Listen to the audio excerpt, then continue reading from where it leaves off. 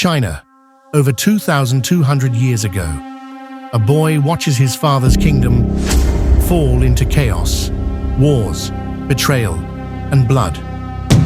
In the shadows, he makes a promise to himself. One day, I'll rule them all. At just 13, he becomes king. But the men around him are twice his age, waiting for him to fail. They smile to his face and plot behind his back.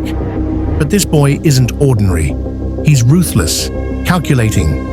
Every move, every alliance, perfectly planned. Years pass.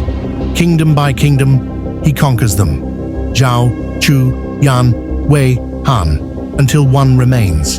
When the final army falls, he stands atop the battlefield and declares himself Qin Shi Huang, the first emperor of China. No one had ever done it before. 7 warring states, united under one iron rule. But power comes with fear, and Qin's fear wasn't of rebellion, it was of death. He builds walls across mountains, what would become the Great Wall of China, not just to keep enemies out, but to make his legacy eternal. He orders one script, one currency, one law. Every village now speaks the same language, his language. Those who oppose, buried alive. Books that question his rule, burned to ash. He calls it order. The people call it terror. As the years pass, that terror spreads beyond his borders. Even his closest ministers begin to fear him. Qin becomes obsessed. He believes death is not the end, only a disease waiting for a cure.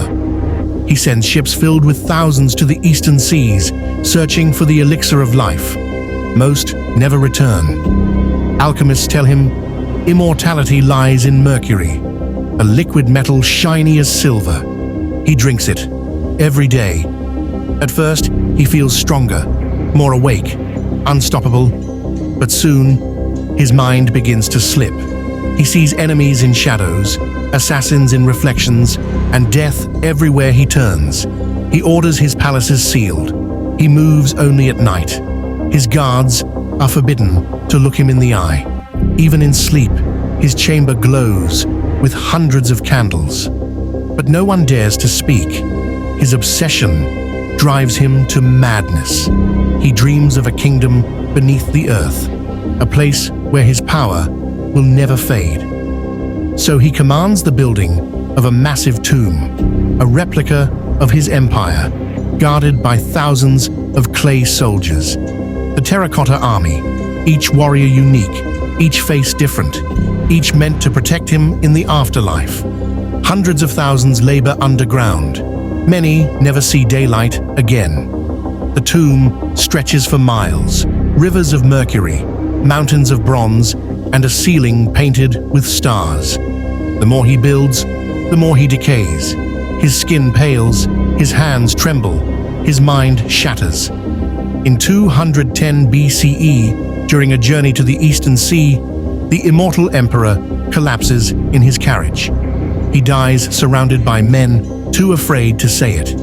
They seal his body in the cart with barrels of fish to mask the stench of death. News of his passing is kept secret for weeks.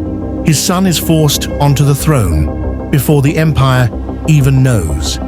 When the truth finally spreads, so does rebellion. The great empire cracks, and the dynasty he built begins to fall apart.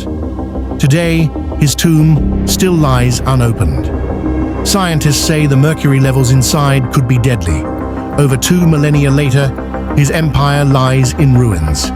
But his obsession still echoes in history. He conquered death in his mind, but death conquered everything he built.